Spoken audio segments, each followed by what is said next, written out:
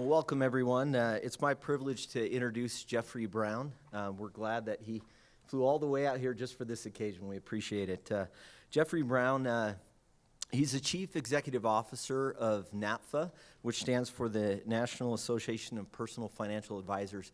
This is a premier financial planning organization that oversees, it's a professional association where only fee-only planners can participate. In other words, planners that make a fiduciary oath to always put their clients' interests first. So, Jeff, he's played a critical role in developing and involved in this organization over the years, and specifically in overseeing the strategic direction and management of NAPFA. He's worked in the association industry since the year 2000. Prior to becoming CEO of NAPFA in 2013, he was an account executive with Center Group, which is a Chicago-based management consultancy specializing in associations and other nonprofit organizations, where he was responsible for managing the day-to-day operations of several nonprofit organizations and also helping in their strategic direction. Brown, he received his Bachelor's of Arts degree in government and politics, a timely degree, right? From the University of Maryland, so I'm sure he's a proud Terrapin, and is a certificate and received a certificate in fundraising from Indiana University. In terms of just personally, as I've gotten to know Jeff, every year I have the opportunity, I'm actually a professor within the personal financial planning program, but also own my own wealth management practice. And I've had the opportunity to get to know Jeff through that, some of that association, and appreciate his leadership. Since when he first started in 2013 at NAPFA, he's grown the membership of NAPFA from 2,300 to over 3,200 professionals. And again, personally as being a professor, and I have the opportunity every year to take some students to an annual NAPFA conference. And as part of that, Jeff is always there. He always has a smile. He's very gracious to us as students and as the professors and with the professionals. I'm really impressed with not only his leadership, but also that I would classify him as an all-around great individual. And so, who really does care about others and giving back to the community. So with that, we'd like to introduce Jeff Brown.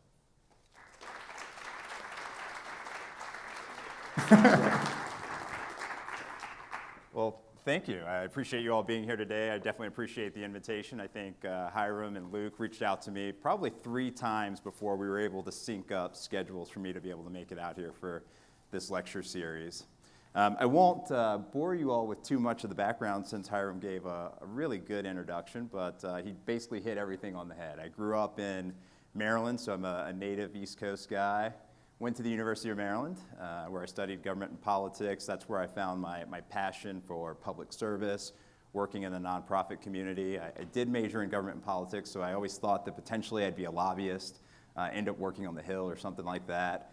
But then I found this community of association management professionals and nonprofit service, and that's how I made my way to Indiana. Can you imagine a 22-year-old kid moving from the DC area to Indianapolis and trying to acclimate myself? I always thought that I'd end up in New York or Philadelphia or just stay in DC, something like that, but Indianapolis is really where I found my niche, if you will, and that's working in associations. So the first association job I had was for a group that was really focused on working with college students. My first project was working with high-risk populations and some of their healthy choices, and that just pushed me into different segments of association management. In 2006, I moved to Chicago, so if you've ever been to Chicago or seen any pictures, you've probably seen the Bean.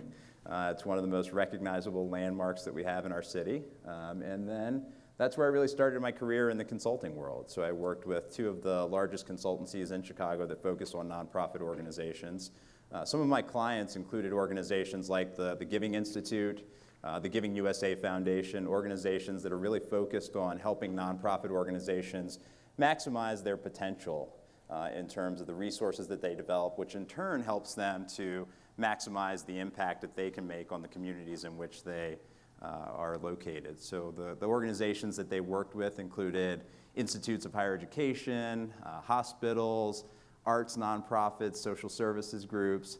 But the consistent theme was, let's raise more dollars so that we can serve more people. And so that was really a rewarding time for me. In 2011, I was contacted by a headhunter who said, there's this organization out there that deals in personal financial planning. They're all fee only, and they're looking for a new CEO. I didn't know personal financial planning. I didn't know what fee only was. And luckily, the more I learned about NAPFA and the way that our members like Hiram service their clients, the impact that they make in this country helping individuals maximize their financial potential and reach their financial goals, really is a rewarding experience for me professionally.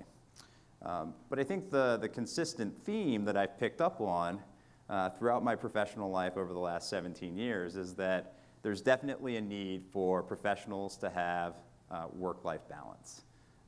If you can take a look at these pictures, you can see some of the ways that I go about seeking balance in my personal life. I like to run road races, nothing beyond a marathon. I like to travel with my friends and my family. So last year we spent some time in India. The year before that we took a trip to Copenhagen and Berlin. A couple of years ago we spent some time in Spain. Labor Day weekend, a bunch of buddies and I went to Iceland. That's us recreating the Right Stuff picture out in a lava field after doing a little ATV tour. And then down there in the corner, since I'm a 40-year-old unmarried guy, that's my fur baby, Missy. And she's one of those things that keeps me grounded and focused on what it is that I need to be focused on. So when you look back at my professional career, I've had the opportunity to work with practitioners in a variety of industries. So I've worked with chief information officers and their direct reports from Fortune 500 companies. I've worked with financial planners at this point. I've worked with development officers and fundraising consultants. And the one thing that's become pretty clear to me is the fact that there's no consistent viewpoint on what it means to have balance in your work and home lives. What it means to have work-life balance in a corporate America setting is very different from what it means to have work-life balance in a personal financial planning firm. But all professionals can benefit from striving towards finding a balanced way of life so that they can maximize their ability to achieve professionally so that you can be happier, you can be healthier, you can be more productive as a professional, and then you can spend time with those individuals that you really want to spend time with. In this country, we know that we're probably the worst throughout the world in making sure that we have balance in our lives. We take less vacation than other people in other countries. We feel less rewarded from the time that we spend at work. We don't spend enough time at home. We miss out on important milestones, all because we feel this pressure to spend time at work. And at that point, it's a sacrifice on what we need to do personally. So I think these two cartoons really kind of hit it home of what we're up against. I think we can all imagine ourselves, whether it's Sunday night or Wednesday night, thinking about everything that you have to do and then everything you want to do and making those two things match up. For me, my first job out of college, I worked on the road 75% of the time. So imagine that, 22-year-old kid, 75% travel to some very exciting places like Manhattan, Kansas, Lubbock, Texas, Marietta, Georgia, not really hot spots. So it really made it difficult for me to forge the relationships that I needed to forge back in Indianapolis so that I could have that sense of balance and really, bring into balance what it is that I was experiencing professionally with what I wanted to experience personally. Fast forward to 2006 when I moved to Chicago, I exchanged traveling 75% of the time for being in an environment where I had to bill hours. And it's a completely different set of pressures. So if I wasn't working, I wasn't billing. If I wasn't billing, then I was getting the ire of my VPs of, well, you have X number of clients and your budget for the year was this, but you only did that. And so there really is a lot of pressure on us professionally to make sure that we're living up to the expectations that we have in the workplace. And then once you bring in that family component or friend component or whatever it is that you want to do personally, there's even added pressure.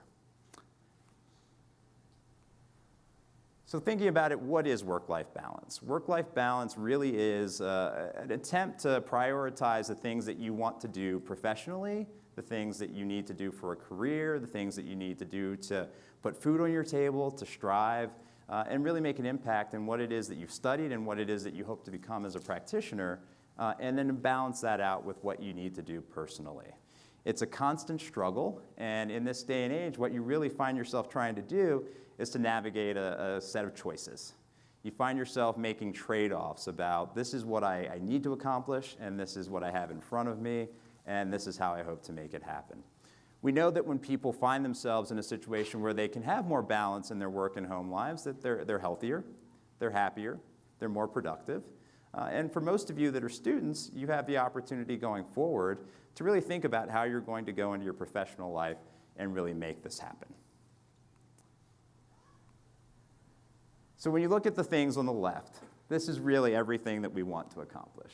We want to have a professional life. We want to have wellness. We want to have harmony in life. We want to have balance. We want to be fit. We want to have relaxation and family time. But then you're up against this. Jack Welch, corporate America. You know, there's no such thing as work-life balance. You're really making a set of work-life choices, and they all have consequences. So when you think about the fact that, yeah, I want to work 9 to 5, but there's only 24 hours in a day. So if I spend 8 hours at work, and then I need to sleep 6 to 8 hours, that only leaves a finite amount of time that I can spend on the things that are important to me from a fitness, a family, a spiritual point of view. And so where am I going to make additions and subtractions in order to achieve what I need to achieve? So what are the roadblocks? Some of the things that we have up against us. The demands of work in everyday life. You know, we always hear that I have no time. Everybody's dealing with the same 24 hours in a day. You know, it always strikes me as interesting when my team says, well, I'm out of time. I'm like, well, I have the same amount of time that you do. We can all achieve the same amount of results. It's just about how you prioritize things. That's really what it comes down to. But one of the major roadblocks that we see out there is just the lack of time or the lack of perception of time that we have in terms of achieving work-life balance. A sense of commitment and desire for satisfaction. All of us make commitments out there. Some of us make commitments based on reality that just isn't there. You know, we'll say yes to things that we don't have the capacity to achieve. You may say that I can do all of these activities after school, or I can add all of these things after work, but you really just don't have the opportunity to do it based on your own individual capacity. Our desire to please others. I don't think anybody here loves the idea of saying no to someone or disappointing someone, and that's one of the things that comes up to us when we're confronted with these issues of work-life balance. You know, when you're in the work setting, you don't want to say no to your superiors because you know that can have an impact on your compensation, your opportunities for advancement, and things like that. You don't want to say no in your personal life because you don't want to disappoint your family members. You don't want to disappoint your friends. You want to be there for everyone. And so really trying to understand how you can balance those things out is very important. The availability of technology. You know, I'm looking around this room and everybody has a laptop out and you probably have an iPhone somewhere tucked in a pocket. And it's great, and we always say that that makes us more productive, but what it really does is it makes us more connected. You know, I think back to when I started working back in 2000, we really didn't have cell phones. You know, they weren't as prevalent as they are today. If you really needed to make a call, you had to stop at the side of the road, get out your calling card, make the call. You didn't have as much access to the internet. You actually had to plug a card into your laptop and then find somewhere that had the internet that you could connect to so that you could keep track of your work emails. But now you're sitting at your seats, you're probably checking email right now, you're probably doing other work, and that connectedness is good because it makes us slightly more efficient, but it robs our time and our focus from the things that may be important. You know, one of the things that I know about myself, and it probably does not live up to what it is that I'm talking about today in terms of work-life balance, is the fact that the last thing I do at night is check my work email on my phone, and the first thing I do when I roll over in the morning is check my work email on my phone. For my team, they're always freaked out about, why are you sending me emails at 4:30 in the morning? I'm like, well, I'm just responding to the things that came through while I was sleeping. But it's not healthy. There's studies out there that show that looking at your email at night inhibits your ability to get a quality night of sleep, which inhibits your health, which inhibits your effectiveness in the workplace, which inhibits your effectiveness at home. So it's all a cascading cycle of things that are standing in your way of being able to achieve work-life balance.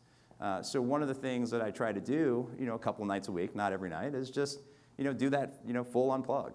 I put the phone down, I close the laptop, put the iPad away, and if I'm using the television, it's only for something that can't allow me to communicate with my professional life. And so that's something that we should all strive to do. So pursuing balance in the workplace is very important. So some of the things that we can do. Setting manageable goals each day. I think we all have an idea of what our individual capacity is. We all have an idea of what the expectations that others have for us are. And we just need to make sure that we're setting manageable goals each day. Throughout the week, if you have 10 things to do, you need to understand which of those 10 things need to be done when and how much time it's going to take so that you can understand what your day is going to be like. Is there anybody out there that does a to-do list? Do you get that same sense of satisfaction of either checking the box or crossing things off? That's a real extension of this idea of setting manageable goals each day. It allows you to understand, hey, these are the things that I want to accomplish, and at the end of the day, you can look back and say, hey, I got 4 out of 5 done. You roll that 5th one over to the next day. The only thing that you have to keep yourself accountable to is that 5th thing doesn't roll over every other day. Be efficient with your time at work. One of the things that I've noticed over the course of my professional life is the fact that there is a lot of inefficiency. There are people that don't understand how to either maximize their own time or engage others effectively in order to be efficient. And they don't utilize all the tools that they have at their disposal to be able to tackle the things that they need to tackle. So I think it's very important for us to think about how we can be most efficient in the workplace. And so part of that means structuring your work environment. If you're the type of individual that you need some ambient noise in the background, then have some music going in the background to help you be more efficient. If you're the type of person that gets distracted by that pop-up of email when you're sitting there working on something that isn't email related, close your email. Just think about what it is that's going to make your work environment the way that it needs to be so that you can be most efficient. Ask for flexibility. One of the things that I always do with my team is, what's it going to take to make you happiest in the workplace? What's it going to take to make you the most efficient and productive? And one of the things that I found is this idea of flexibility. So I have staff members that come in at 6 in the morning and work until 3. I have others that come in at 10 in the morning and they work until 6. It's all about letting them choose for themselves what's going to be most appropriate for them in terms of being in the workplace and being focused. So the individual that chose 10, she did that because she's a working mom and she wants to be able to be there to have breakfast with her kids, drop them off at school, maybe take care of that load of laundry, but then her husband can step in and do the evening pickup. And so being able to have that flexibility makes our workplace a little bit more attractive to her. And so then in turn, she's a much more loyal and productive member of the team. Along with flexibility, you have to think about this idea of telecommuting.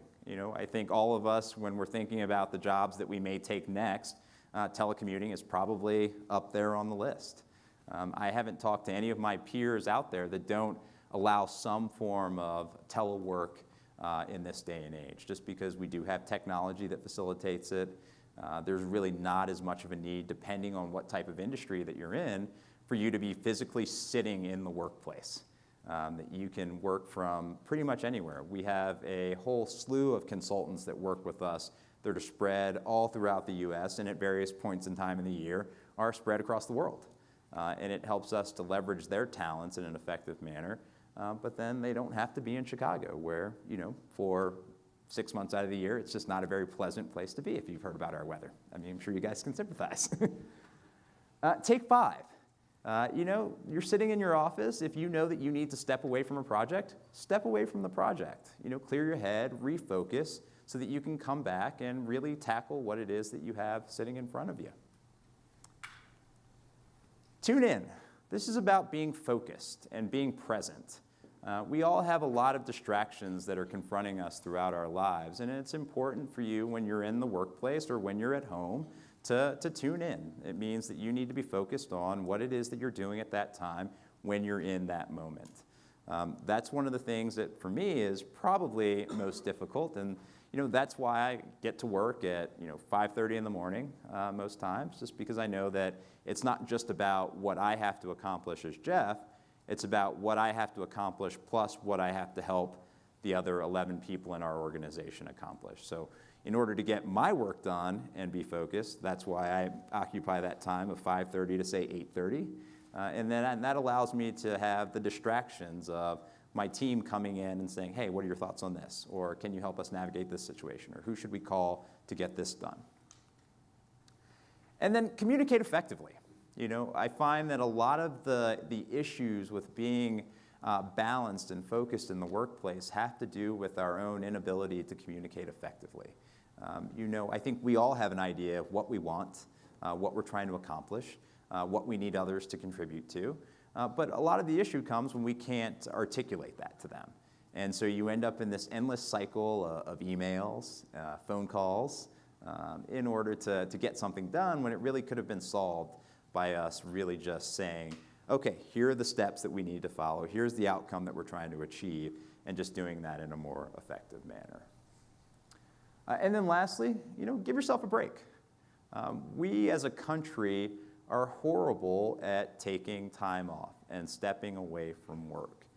One of the things that you all need to start thinking about as you either are navigating the workplace or about to enter the workplace is, what do I need in terms of time off? How am I going to recharge my batteries so that I can be a more effective professional and not have those issues go into my home life?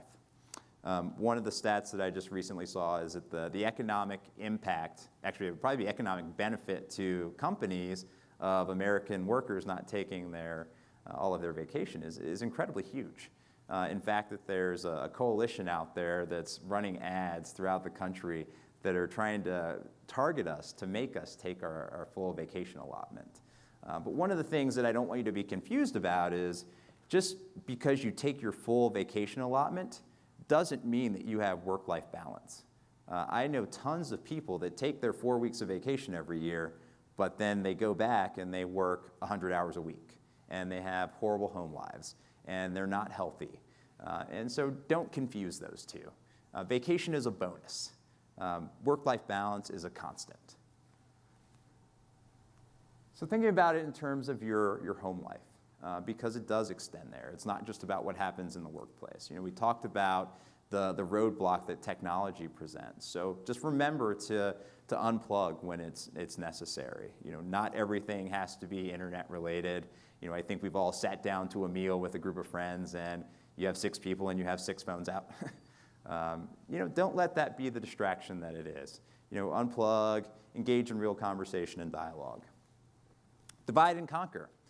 If you have the opportunity to do so and you share your home life with someone else, split up the tasks that you have to get done. Not every person has to carry the entire weight of managing a household or managing an individual life. So make sure that you have those opportunities where you can divide and conquer. Don't overcommit. We talked about one of the roadblocks to achieving work-life balance being our desire to please others, not being in touch with our own individual capacity. Just remember that it's okay to say no. You don't have to do everything. You may want to do everything. You may want to please everyone, but give yourself permission to not overcommit. Leverage your resources.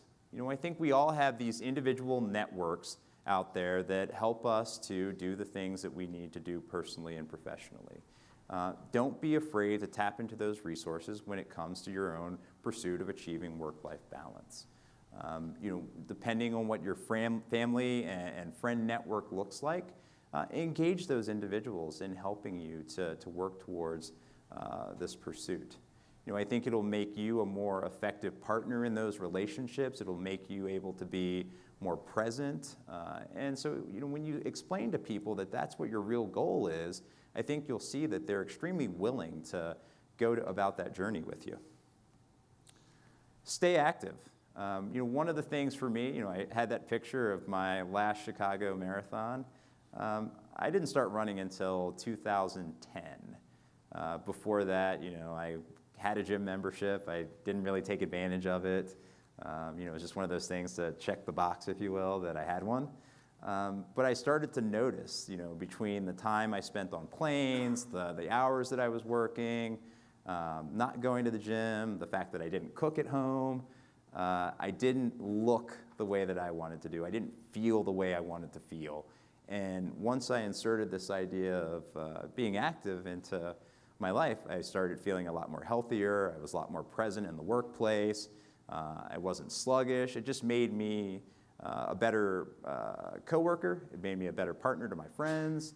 And so I can't explain how important it is to stay active enough. It has benefits across the board. My assistant, we were just in Orlando for our fall conference, and she said to me, we have this 4-hour block where there's nothing to do. She's like, you look tense. I know you brought gym clothes. You should go to the gym. And I'm like, oh, wow. I'm like, why do you say that, Marty? And she's like, well, because when you go to the gym, you're a lot happier person, and you're a lot more pleasant to be around. And so I'm like, okay, well, I'll take advantage of that. And it's interesting how she picks up on the fact that when she knows that I do these things, that I'm a much more pleasant person, that I'm much more engaging, and that it's easier for others to work with me on the things that we need to accomplish. Treat your body right. I think those two go hand in hand. When you are working in pursuit of work-life balance, you have more time, you have more flexibility, which means that you're not stopping for fast food. You're not just grabbing something along the way. You're not living on coffee. And so those things go hand in hand. So definitely treat your body right, because it'll treat you right back. And then lastly, get help if you need it. No one needs to try to navigate this alone. You have the opportunity to really try to achieve work-life balance, but you're going to find yourself in struggles at various points in time. And so it's really important for you to understand what your resources are in terms of trying to navigate some of this.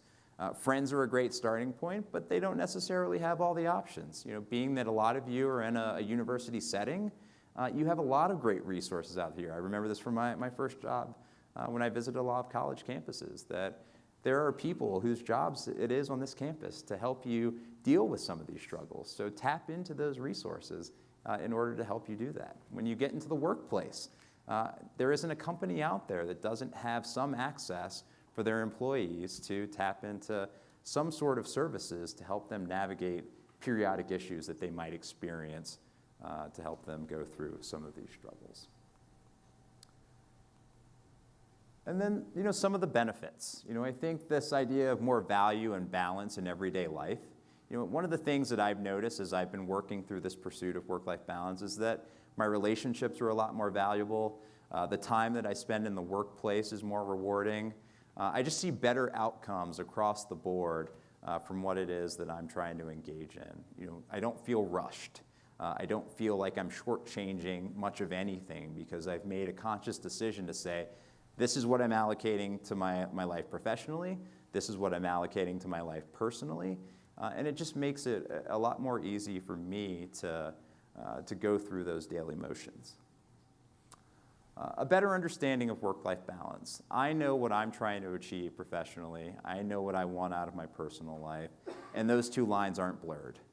So you don't find me sacrificing something that I need to do for work in order to do something personally, and vice versa. You don't see me taking a laptop to a dinner with friends to fire off one last email so that I can, get through the weekend. I know that when 5 p.m. comes Friday, that's the end of the work week unless there's something extremely pressing. I do, jump back on the horse Sunday afternoon, but, it's just really having that understanding of what it means to be balanced professionally and personally. Increased productivity. Like I said, there's the same 24 hours in the day, whether you're pursuing work-life balance or not.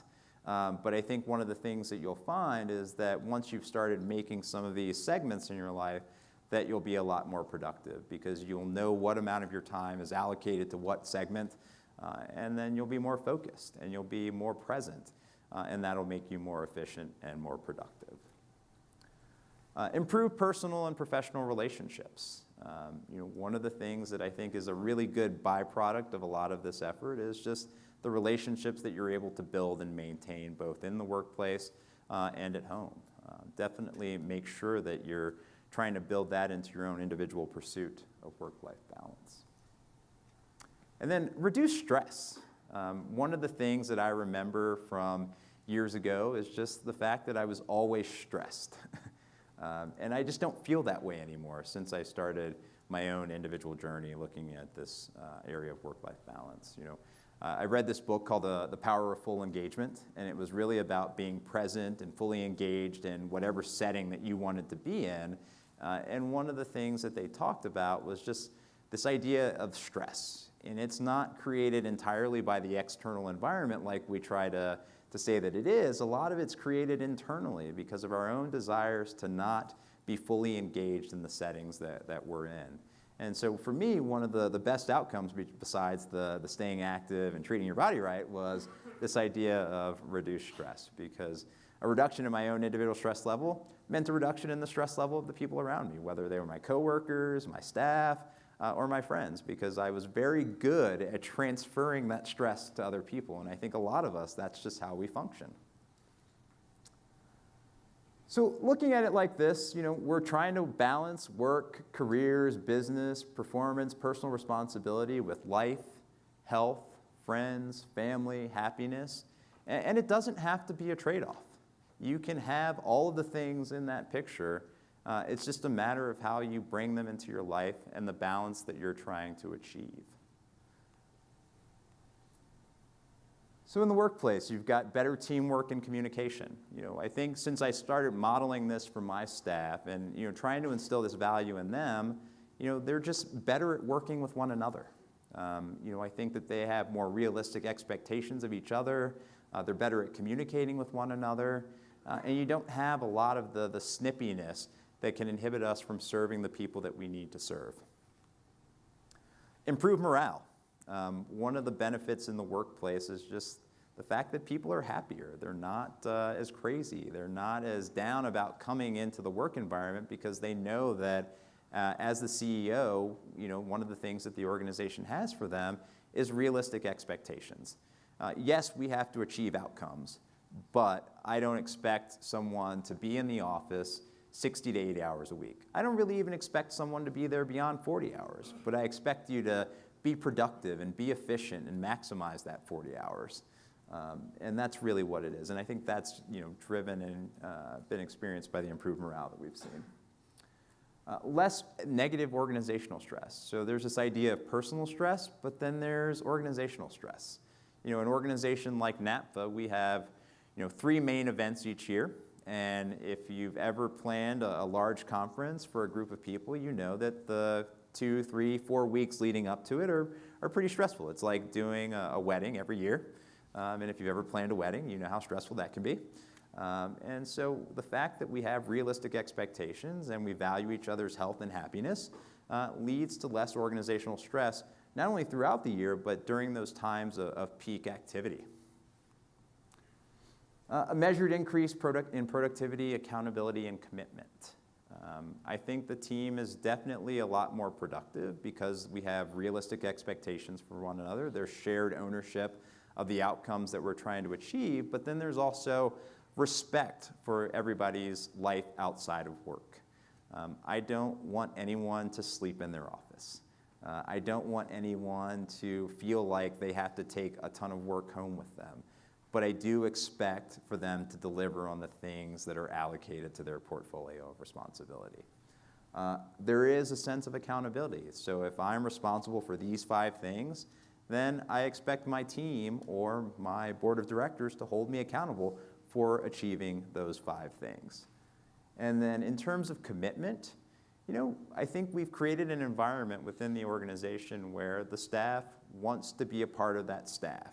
They want to work on behalf of the association because they know that at the end of the day, we value the fact that they have personal lives. And so we become a workplace where people want to work there. And I think that's very important. And so when you're looking for careers and places to work, that's something that you should be cognizant of. This really struck me early on when I was thinking about this. You can't do a good job if your job is all you do. It's that whole adage of you can't live to work or work to live, something like that. But that's really what it comes down to. If you aren't happy and fulfilled in your personal life, then you're not going to be a good partner professionally. We all bring the baggage that we have to the workplace, and so we just don't want to have that as part of our work environment. So at the intersection of work and life and family and career, here are just a few things for you to think about. A balanced lifestyle definitely boosts our sense of responsibility and ownership. Once we have ownership of our personal lives, our own health and wellness, that definitely transfers itself to us professionally. We talked about the relationship building aspect, so it builds better personal and professional relationships. It helps build your self-confidence. If you feel good about yourself, you feel good about what's happening personally and professionally, then you're going to be a more confident individual. Definitely celebrate your successes and failures. You don't automatically wake up one day and say, I'm going to have work-life balance. It just doesn't happen like that. You're going to have ups and downs. There's going to be periods in the course of the day, the year, the week, the month, whatever it is, where you're like, yeah, I'm really firing on all cylinders when it comes to this. And then there's going to be times when you're not. So celebrate the wins and don't dwell on the failures. Just look for those teachable moments and the lessons that can be learned so that you can apply those to when you're confronted with those situations in the future. And then lastly, think about it. Life is a process, and striving for balance in your life is a process as well. So trust the process, work the process, and live for the outcomes. Because there's a lot of benefit to be had from pursuing and ultimately achieving this idea of work-life balance. Don't be discouraged by the fact that it is a negotiation. That there's going to be trade-offs, that there's going to be consequences from the decisions that you make as you're going down that path. Ultimately, I think that you'll find that there's real benefit from going through this process, both for you as an individual, for the organizations that you're affiliated with, but then also for the people that are surrounded by you. So, it's been personally rewarding for me working towards this. Like I said, I definitely feel better. I feel more rewarded professionally. I feel like I'm able to be there for the people in my life, both in the workplace and at home. And so I can't be a stronger advocate for you looking at some of these strategies and really thinking about how you can make that a part of who you are and what it is that you're trying to accomplish. Especially, given that a lot of you are going to be starting in the workforce very, very soon. It's an excellent time for you to think about how do you want to meld what you want to achieve professionally with what you want to do personally. So thank you. I appreciate it.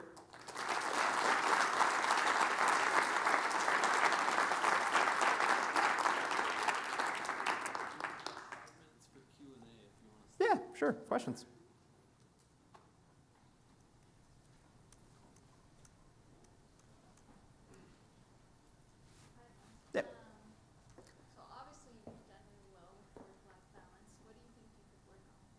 Oh, so the question was, obviously I've done really well with work-life balance. Thank you. No. I've done okay. What do I think I could work on? I think I could work on being a little more present in some of those individual interactions, both personally and professionally. I find that all too often I'm thinking about the next thing, and that sometimes distracts me from being able to really be a good partner when we're working through an issue or really living in the moment. Sometimes my schedule just gets stacked up. I'm sure we've all experienced that. And so, I have to make a conscious effort to really just be present in that moment and not think about the thing that's coming down the road, whether it's the next hour or the next day or the next week, just really making sure that I'm being present in the moment. Any others? Yeah. You might have already said this, but when did you start this whole process? Yeah, so I started thinking about this probably back in 2010. So at that point in time, I was at Smith Buckland, which was another consultancy. It was the first one that I worked at. We were coming off the tail of the Great Recession, and because we were a professional services firm, we didn't experience the hit in 2008, 2009. We didn't experience it until 2010 because we had contracts in place. We had revenue that was already accounted for. But then in 2010, it just all hit us. And so we saw coworkers getting laid off. We saw a decrease in employee benefits. And we were just really asked to do a lot more with a lot less and for a lot less reward from the organization. And so, I did find myself working those 78-hour weeks, things that were promised to us we didn't get, no raises, no bonuses. A lot of those things that made living that type of lifestyle a lot more palatable just weren't there. And so I stepped back and I thought, you know what, I'm going to take some time for myself and really figure out, what's out of whack here. And so that's when I started looking at my own personal health, managing my own time in the workplace a little bit more effectively, and just really starting that journey. So it was right after I started that. So I lasted with that company probably for another year. And then when I went to the Center Group, which was, more of a startup consultancy, which had a completely different mindset, I was really able to, go full gear on this one. So what are we, 2017? So probably a 7-year journey. And, the way I look at it, there's still a tremendous amount of time left to really fully understand and embrace this idea of pursuing work-life balance. So it's not an overnight thing. Yeah. So after you have a week or a couple weeks or a month where you have those big, heavy deadlines where you have to get it done, you put in those 60-hour weeks, after that, what things do you do to compensate for the fact that you didn't have work-life balance? Like what things do you do after that? Yeah, I think those are excellent opportunities for us to step back. So one of the things that I do, my schedule is very predictable. I have friends that are planning something for next fall, and I've already been able to say that, yeah, I know that I'm going to be in Philadelphia that week, and so I can't participate. They're like, well, how do you know that? I'm like, because I work in an environment where things are very regimented, very scheduled, and so it allows me the opportunity to say that, okay, these 4 weeks, and then I have this big event, that I have 3 weeks of downtime. And so typically during those 3 weeks, I cut back my workday to the basic 8 hours. I don't do as much at home, if anything, in terms of work life, but I schedule vacations. I schedule dinners with friends. I schedule time with a trainer. Just everything that I haven't been able to do during that period of time, I make sure that I overcompensate a little bit just to make up for it. And it's also a great time for vacations. It's just really about recharging my batteries and making sure that I'm tapping into everything that I should have been doing from a work-life balance perspective during those 4 weeks, during those 3 weeks, just so that when that cycle's over, you're starting back on the right foot. Yeah. What percentage of people do you feel like, from what you can perceive, have a severe problem with work-life? Wow. What percentage of people do I perceive have a problem with work-life balance? It's probably at least half, maybe 75% of us. And I think it depends a lot on where you live, what you do, how you were brought up. For me, this idea of not being balanced was really foreign. My mom was a school teacher. My dad was in the Air Force, and then he worked for Verizon. We had dinner together every night. We took vacations. They did Girl Scouts, Boy Scouts, Little League, everything you could think of that says, wow, I've got my priorities in line, they did. And so they modeled that for me and my siblings. And so when I found myself in that first job and I was working 75%, or I was on the road 75% of the time, and then I get into a billable situation, I just assume everybody's like me now.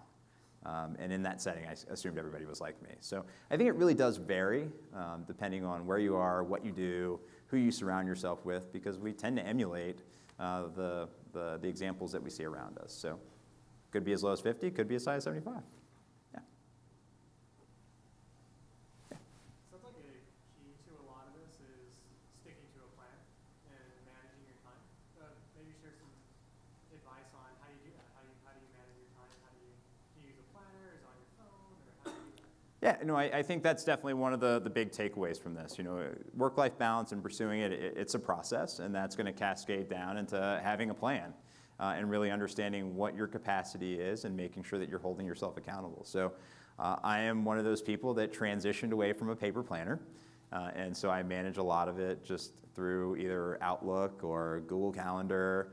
And so I know what days of the week I'm doing what in terms of working out, like planning time with friends, planning travel. And so just the fact that I can sit there and look at it and say, okay, when I get home tomorrow night, I've got these 3 things lined up. And then Saturday and Sunday, I've got this lined up. It's a mix of both things that I'm doing with others and things that I'm doing for myself, like Sunday morning when I'm getting, a massage. I haven't had one in 3 months. It's all of those things of being able to hold myself accountable because I've made those commitments. And once it's in the calendar, it's in the calendar. And it's not changing unless someone cancels on me, because that's one of the commitments that I've made to myself is once it makes it in there, then it's going to get done. It's that old adage of what that isn't measured doesn't get accomplished. That applies to your own pursuit of work-life balance. So if it's not codified somewhere, then it's easy enough for you to say, yeah, you know what, I'm not going to do it. So if you don't have dinner with family scheduled Monday night at 6 o'clock, it would be very easy for you to say, you know what, I'm just going to stay at work until 7. So it's really about having a plan, making compromises, celebrating those wins, and not dwelling on the failures. Yeah.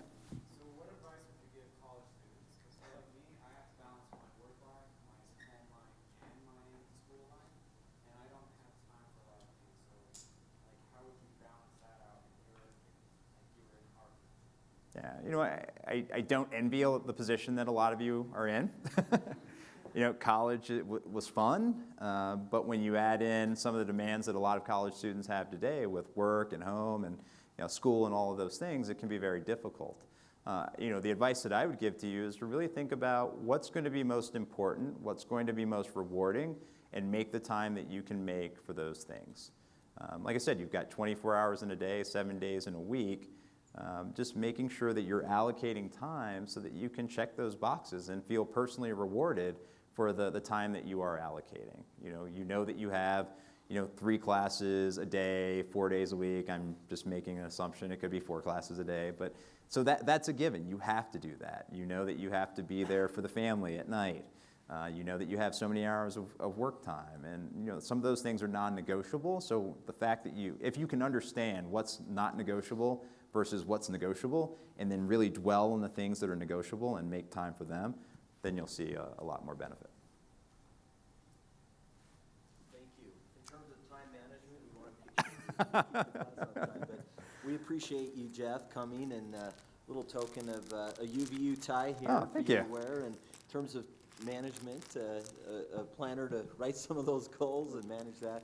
And then, of course, we always have to have a little chocolate to find that balance in our lives, so a little gift card. Very good. But thank you, Jeff. We Thank you. appreciate it. Appreciate it. Yeah. Thank you all. Thank you.